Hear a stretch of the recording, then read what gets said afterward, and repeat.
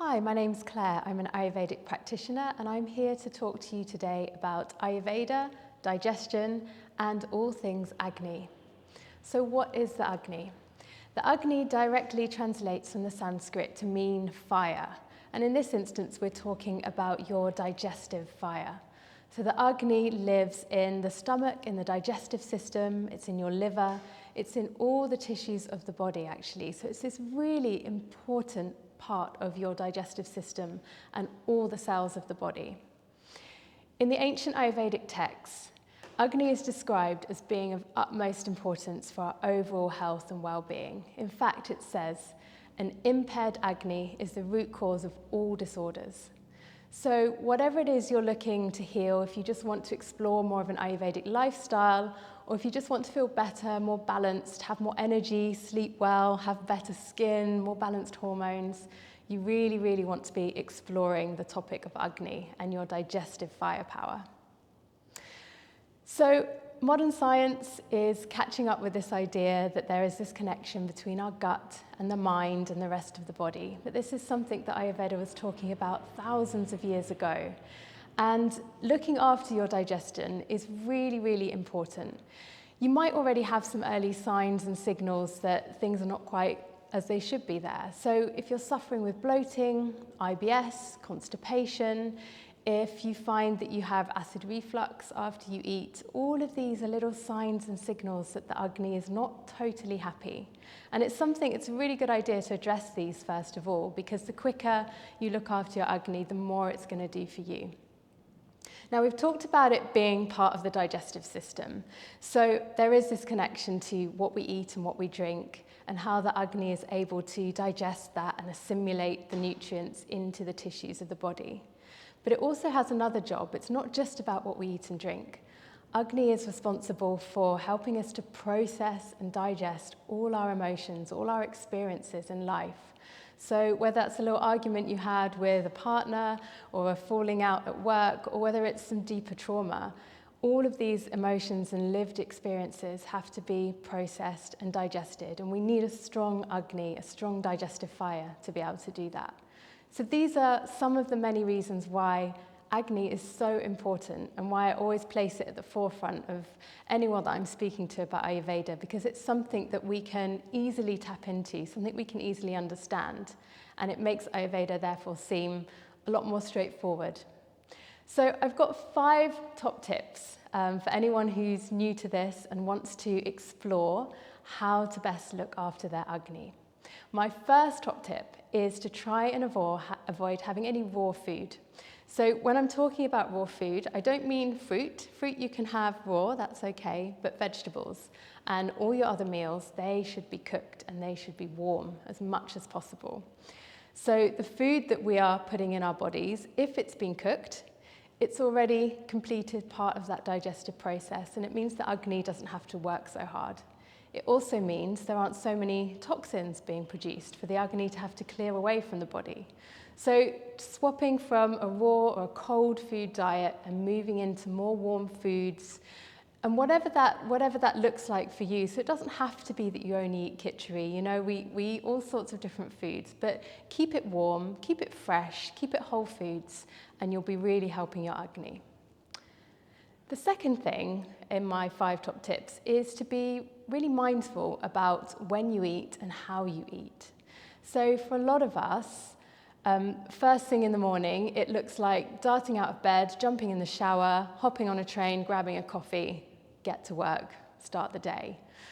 And all of that time, the Agni is not really getting much of a look in. So it's really important to be mindful and to tune into your digestive fire. Ask yourself, am I hungry? Do I feel hunger? Have I experienced hunger? A lot of people actually don't recognize what hunger feels like. It's been so long since they've actually really felt that. And for others, we are eating when we're not hungry, which is also damaging, and that's going to dampen the digestive fire as well. So be really mindful about whether you're hungry, and if you are, eat a little bit of something. So don't just have a coffee, don't just have a drink and water it down. You want to think of that Agni as being like a literal flame inside your body. And what are the things you can do to help nourish and nurture and look after that little flame? So if it's rising up and it's calling out for food, stop and give it a little bit of something to eat. But also be mindful of how much you're eating. So it's nice to get into a bit of a rhythm of 2 to 3 meals a day, a breakfast, a lunch, a dinner. And they don't have to be huge meals. If you're not super hungry in the morning, that's fine. You can just have something small, some stewed fruits, some stewed apple with cinnamon's a really lovely way to start the day. Save a few hours then so that your body can digest that food. And then at lunchtime, we normally have our biggest meal of the day because this is when the Agni is at its strongest at midday. And then a light and warm evening meal will work really well for most people. So that's a little bit about top tip number 2 and being mindful about hunger. The other part of this, top tip number 3, is being mindful about how you're eating and how you're feeling before you sit down to eat. So Ayurveda tells us that we shouldn't sit down and eat if we're feeling upset, if we're feeling frustrated, if we've had an argument. It's really important that we can feel calm before we eat. And to sit nicely and to maybe just have a little bit of gratitude before you start your meal, that you have this lovely food in front of you and think about the good that it's going to do your body. So having that mindful awareness around not only hunger, but your emotions and how you're feeling. One nice little exercise to do is to just close the eyes, place your hands over your tummy and connect with your digestive fire. Ask yourself, how are you digesting your food at the moment? How are you feeling? How are you digesting and processing your thoughts and your emotions? And then picture what that would look like if you had a really strong Agni. How much better you might be feeling, how much better you might be sleeping, how much better energy you would have. So when you finish that, you'll have a good idea of where your Agni is because it's our gut feeling, it's our instinct, and we can tune into that. Top tip number 4, no ice.